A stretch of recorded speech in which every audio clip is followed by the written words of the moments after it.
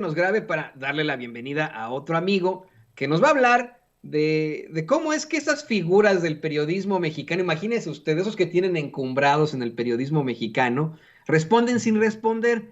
Fíjese que hoy el presidente López Obrador dio una serie de detalles del depa millonario del pseudoperiodista Carlos Loret de Mola, mejor conocido como Lor Montajes, por precisamente la serie de montajes que ha realizado y aceptado, y pues da a conocer que en estos momentos debe andar unos 120 millones de pesos, que está en Polanco, que el abogado de Loret es Morales Lechuga, este conocidísimo ex procurador de Salinas de Gortari y bueno, uno de los principales críticos del gobierno.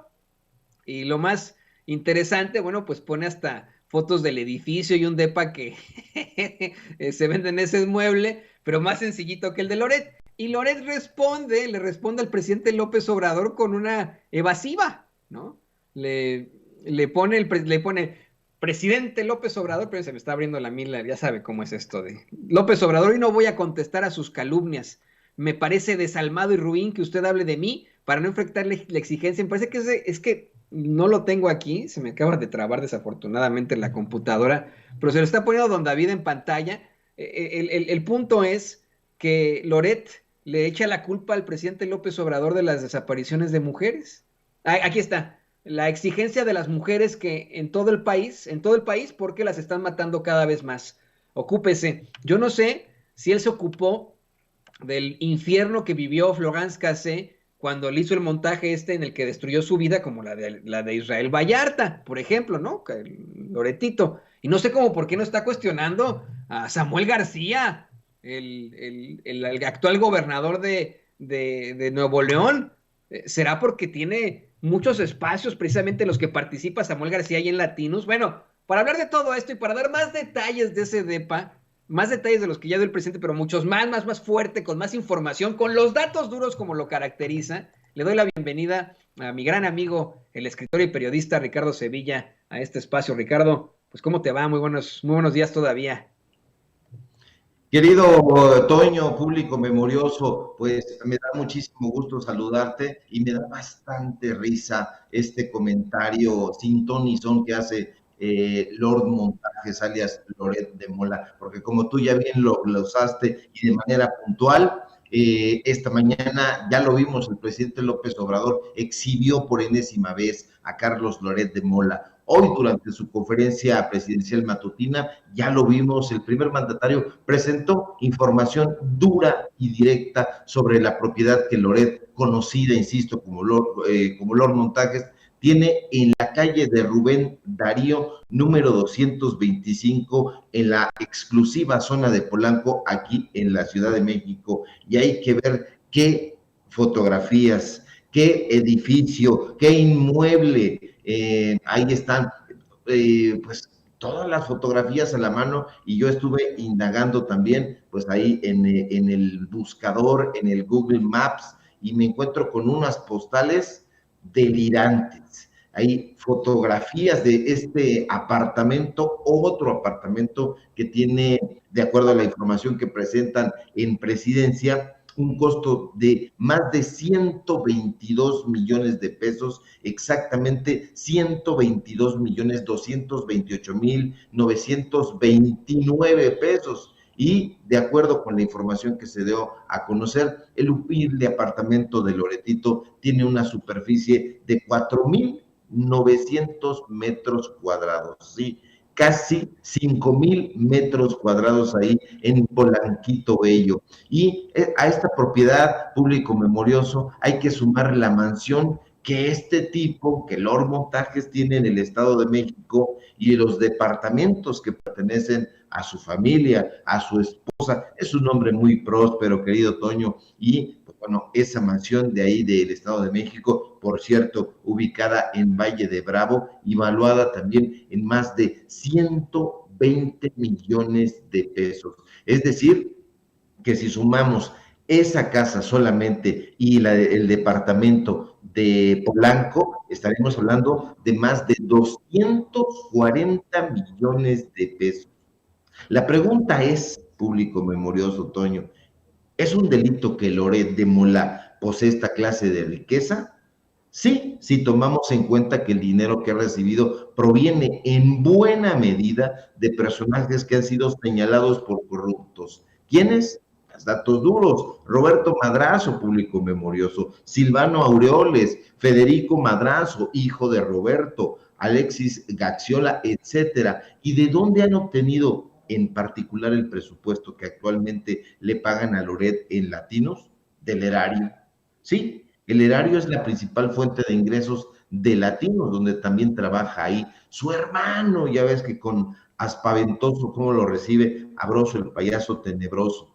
Y que también habría que investigarlo, habría que investigar a Abroso mucho, porque como que se le ha dejado un poquito de lado, pero hay que investigarlo. Ahora, por otro lado, que un periodista o un supuesto periodista público memorioso gane más de 3 millones de pesos mensuales en un oficio que en muchos de los casos no llega ni a los 10,000 pesos mensuales, eso coloca a Loret de Mola ante otro aspecto que se ha pasado por alto, la falta de ética. O no es inmoral y carente de ética que Loret, en su calidad de empleado de alto rango de Latinos, de Televisa, de W Radio, haya callado que una de las empresas para las que actualmente trabaja haya recibido 5,000 millones de pesos en contratos de 11 gobiernos estatales. No lo ha dicho porque no le importa la información, esa es la realidad. Pero que la ética sea la rama de la filosofía que estudia la conducta humana, es algo que a Loret, Toño, le importa un cacahuate. Y le importa un cacahuate porque nunca ha sido un periodista. Lo hemos dicho, lo hemos expresado, lo hemos probado y comprobado con datos duros. No escribe, no redacta, no apunta, no investiga, no sondea. Si fuera periodista, como presume serlo, sabría que dentro del periodismo existen un conjunto de normas que tú y yo, Toño, y que otros colegas aplicamos y que deben ser válidas para todos quienes ejercemos esta profesión. Es más, la ética debió haber propiciado que Loret en algún momento de su carrera se preguntara, ¿es correcto que yo gane más de 35 millones de pesos anuales, es decir, casi 3 millones de pesos mensuales, mientras la mayoría de las y los periodistas en México no cuentan ni con seguridad social? Está bien que yo acepte ser el vocero de medios de comunicación que no están interesados en difundir información periodística, sino agendas y golpes políticos. Eso haría un periodista ético, porque la ética, querido público memorioso, es como un Pepe Grillo, ¿sí? ¿Se acuerdan de aquel cuento de los hermanos Grimm, o que recuperan los hermanos Grimm, o que recupera a Charles Perrault y que después pues se vuelve un poquito ahí el tema de Disney? Pues bueno, pues no lo ha hecho Loret, y no lo ha hecho por dos cosas fundamentales. Porque simple y sencillamente no es periodista, y porque es un personaje que carece por completo de ética. Y digo personaje y no persona porque se ha convertido él en un botarate, en un calumniador de sí mismo. Con todas estas informaciones, todos estos montajes, está abonando para su descrédito. Y no nos engañemos, público memorioso.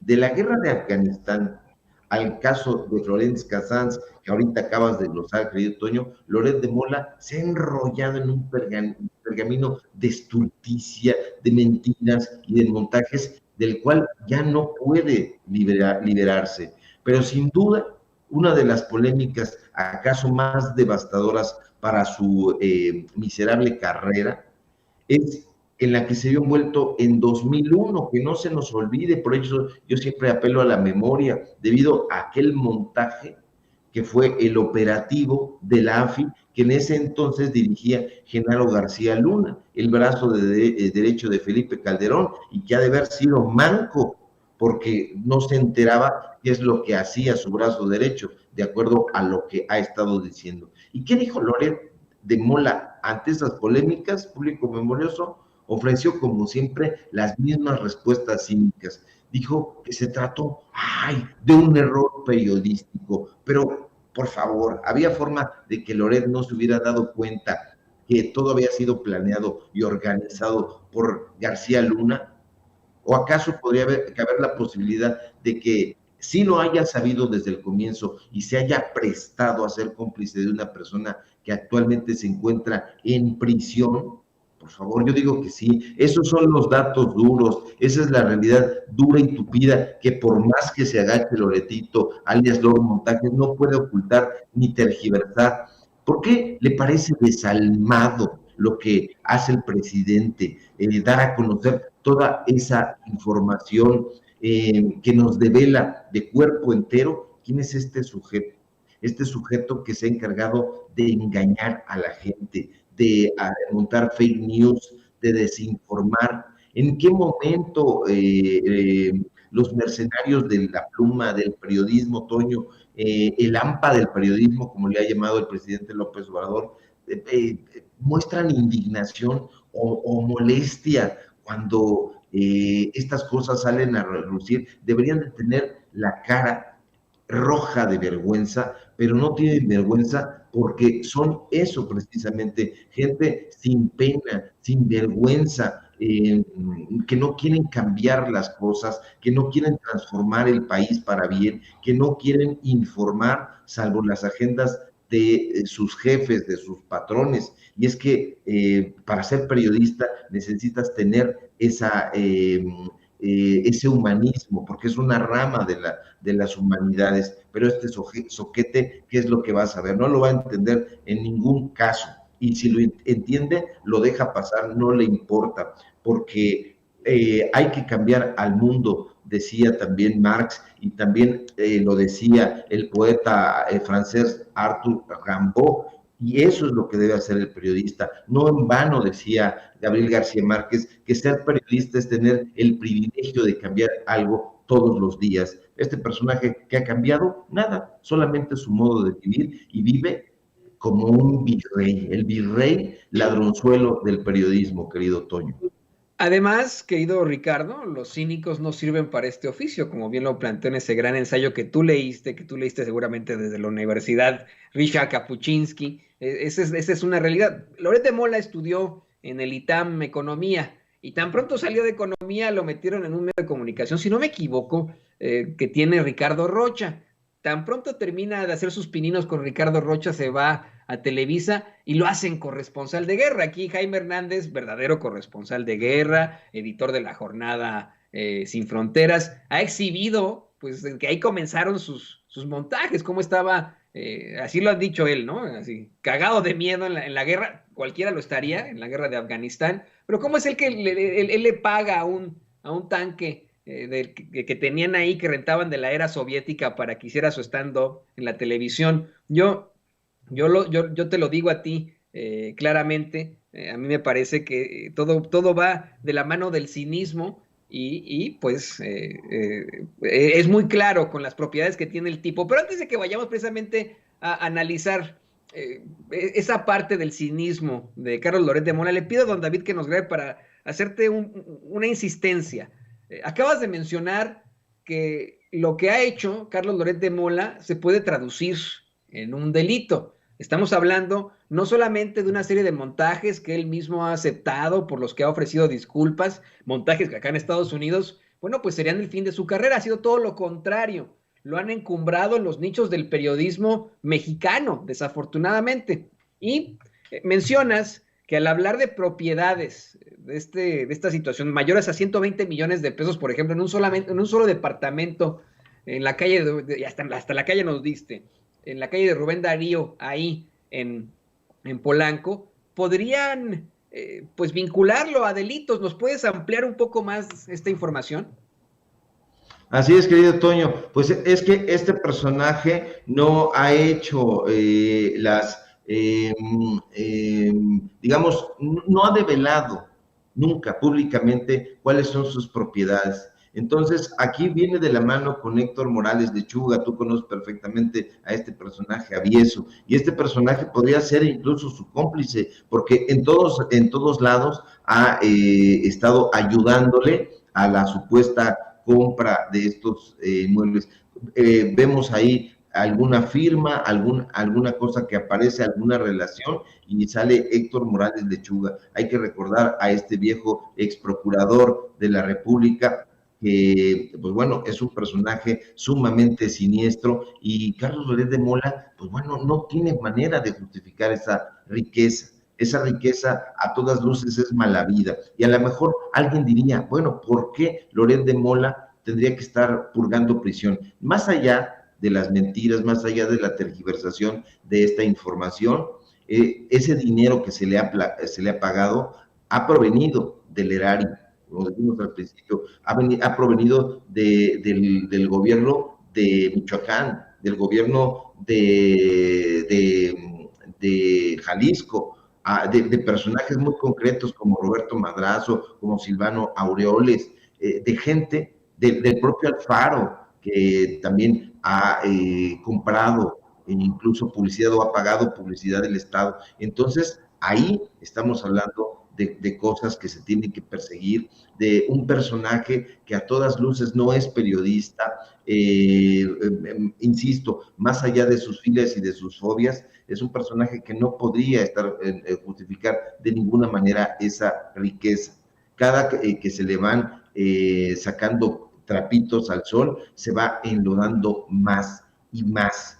Es un personaje que ya desde hace tiempo debería de estar en la cárcel, Toño, sí, en la cárcel, porque en el caso de Florence Cassans, pues bueno, se trató de vidas humanas, de una tortura que se llevó a cabo en cadena nacional con la venia de él. Él puede decir que no se enteró, pero él era el encargado, era el conductor estelar de ese espacio, y no podrías tú conducir un espacio y yo pactar aquí contigo una tortura y tú decir, yo no me di cuenta que era un montaje, yo no me di cuenta que estaban golpeando a ese personaje y había detrás estos intereses. No, por supuesto que lo sabe. Este personaje, pues bueno, es un sujeto completamente avieso, completamente siniestro, siempre enloquecido. Yo no sé qué sustancia se meterá, pero todo el tiempo está como en shock. Si tú, y yo no lo recomendaría, pero si el público memorioso sintoniza o le pone ahí a Latinos, se va a dar cuenta de que todos los días está hablando mal del presidente López Obrador, todos los días. Y digo hablando mal porque ya sus reportajes o los reportajes que hace su equipo de investigaciones especiales, entre comillas, en realidad son inferencias. Ya lo ha dicho, o sea, incluso el propio profesor Olmos ya dijo, yo me zafo de esto. Un personaje que yo creo que debería de estar arrepentido de haber colaborado con este sujeto, y bueno, también con Claudio X González, ahí en Mexicanos contra la Corrupción y la Impunidad. Pero esto nos recuerda la frase de Oscar Wilde que decía, la diferencia entre literatura y periodismo es que el periodismo, como el que practica Loret de Mola, es ilegible y la literatura no es leída. Entonces, este sujeto ni hace periodismo, todo lo que hace es ilegible, está en shock todo el tiempo y, bueno, de literatura no tiene nada. ¿Por qué? Porque no lo vemos escribir sus propias columnas. Ah, Ricardo, pero está publicando en el Universal. Sí, pero detrás de la pluma de Carlos Loret de Mola está la mano de Mario Gutiérrez B. Ya lo hemos documentado aquí con datos duros, y pues bueno, habrá que estar impulsando esto para que este sujeto pues deje de estar mal informando, Toño, porque a lo mejor nos dicen, es que ustedes también están hablando mucho de este personaje y no hay que dejar de hacerlo, no hay que dejar de hacerlo porque debemos de decirle al público quién está detrás de esta narrativa golpista. No está el periodismo, no está el derecho a la información, no está esa defensa, está otra cosa, son intereses empresariales, querido Toño. Y sabes qué, ya para cerrar esto que estás mencionando, le pido a Don David que nos grabe, querido Ricardo, es muy importante, yo quiero insistir en esto. Carlos Loret de Mola estudió economía, como muchos de los expresidentes que hemos tenido, no muchos, los últimos que hemos tenido, Carlos Salinas de Gortari es economista, también Ernesto Zedillo fue economista, tal vez de los más infames tecnócratas que hemos tenido los mexicanos al frente de nuestro gobierno, desafortunadamente. Y Carlos Loret de Mola también es economista, estudia en el ITAM Economía, sale de ahí y se vuelve pseudo periodista, lo encumbran en las esferas del poder, lo encumbran en lo que es pues los medios de comunicación tradicionales. No sorprende, Ricardo, su papá es también un junior, él es el junior de un junior, así como Pedro Ferriz Hijar, como tantos que existen, como Claudio X González, son juniors de juniors. Carlos Loret de Mola es el junior de un junior, del hijo de un gobernador, que también en su momento buscó ser, bueno, más bien tuvo sus espacios en la televisión. Imagínese usted siendo muy, muy joven, fue considerado un gran periodista, baluarte para todos, y pues resultó ser eso, Rafael Loret de Mola, otro juniorzazo, y además un político, que no se nos olvide tampoco que tuvo cargos en Yucatán y que buscó ser presidente municipal de Mérida. Hoy vemos a un Carlos Loret de Mola muy político, lo vemos muy participativo. Yo creo que más que como periodista, que quiere darnos a entender él, como lo han encumbrado, que no lo es un pseudo periodista que usted lo sabe perfectamente, ha aceptado sus propios montajes, ha ofrecido disculpas por algunos de estos. En ese tipo de personalidad, ¿ves tal vez en algún momento, Ricardo, que Carlos Loret de Mola se convierta en candidato de algo? Incluso que busque 2024. ¿Crees que si llegaran los conservadores de la mano de Claudio X González a imponerlo como candidato, tendría algún tipo de posibilidad, y Dios no lo quiera, pudiera ser el presidente de México? No, en ningún momento, Toño. Yo creo que no está en el interés de Carlos Loret de Mola. Es un personaje que ha encontrado en el periodismo una buena beta económica, un gran surtidor de dinero, pero no creo que entre sus intereses esté la presidencia y mucho menos una diputación, una senaduría. ¿Por qué? Pues bueno, ya vimos cuánto le pagan a un diputado, ya vemos cuánto le pagan a un senador, ya vemos cuánto le pagan al presidente de la República, y este personaje no está interesado en esos sueldos, que son sueldos pues hasta cierto punto ridículos ante lo que este sujeto gana. O sea, como dijo el presidente López Obrador en la mañana, este sujeto se rayó, y se rayó porque ahí ha encontrado una amplia posibilidad de enriquecerse de manera ilícita. ¿Qué periodista que realmente se precie de serlo y que haya trabajado y que tú y yo y el público memorioso conocen muy bien, con nombres y apellidos, corresponsales que se juegan la vida haciendo coberturas en los estados, en lo que llaman acaso de una manera despectiva, el interior de la República? No, o sea, estos personajes, las periodistas y los periodistas, no están ganando, pero ni en sueños esa cantidad. Vamos, o sea, ganar 3 millones de pesos anuales en un periodista, pues ya hablaría de mucho. Este cuate lo gana al mes, ¿sí? Y por eso puede distribuir tanto dinero. Hay que ver cuánto le paga a su Ghost Rider. Nosotros lo documentamos, lo presentamos aquí también en Sin Censura, colocamos los contratos, colocamos las órdenes de pago, y resultó que todos estaban de la mano, con Héctor Aguilar Camín, con el grupo Letras Libres. Entonces, yo no creo que esté interesado en la presidencia de la República, y mucho menos ahora que ya tenemos a un presidente que ha dejado, aunque para mal de ellos, un antecedente brutal. Es un personaje,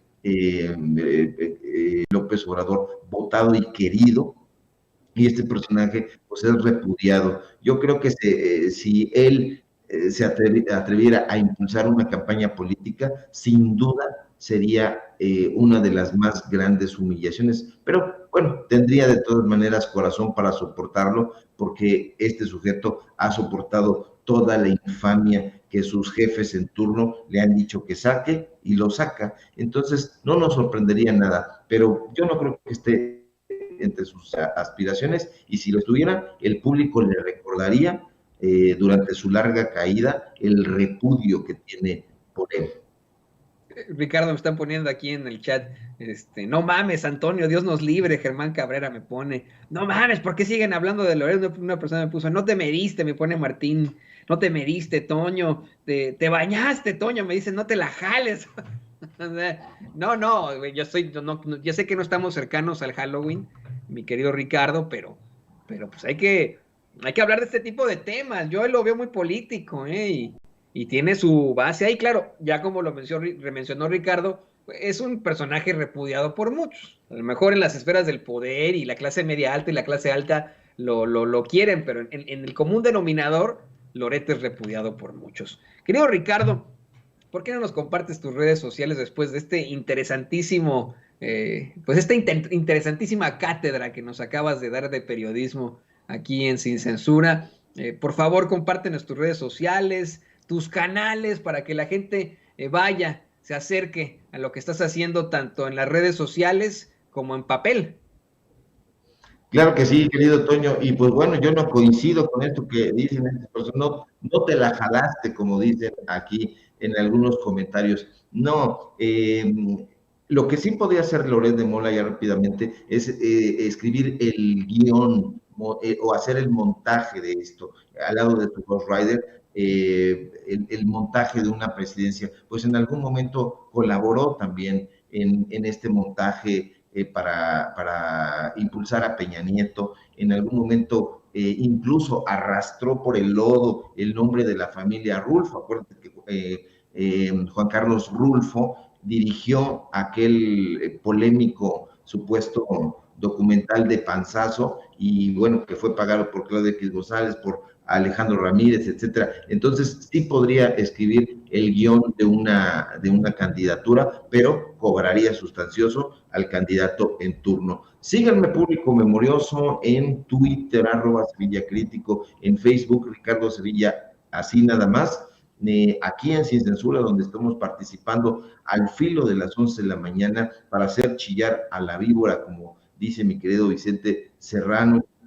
Y bueno, pues síganme en los datos duros. Nuestro informativo lo tenemos de lunes a viernes en punto de las 8:30 de la noche, hora del centro de México. Y bueno, pues hemos estado cambiando formato y todo. Estamos impulsando, haciendo un esfuerzo grande por llevar a cabo esta información, porque a nosotros sí nos interesa y mucho dar a conocer la información. ¿Quién está detrás de nosotros? La gente.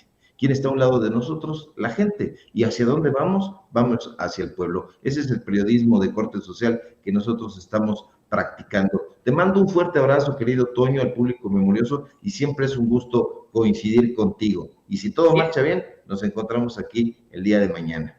Así es, siempre es un gusto coincidir contigo, Ricardo. De hecho, me acuerdo que otro colaborador que teníamos hace muchos años, que también fue conductor acá en los Estados Unidos y que ahora participa en la Octava, ahora no nos quiere mucho, ¿no? Pero antes decía, Vicente está donde va la gente. Así estamos, como bien dice también Ricardo Sevilla. Así que muchas gracias como siempre y sigamos luchando por ese pueblo, querido Sevilla. Abrazote fuerte, querido Toño. Abrazo. Y grábenos, don David, ya vamos en friega marinera.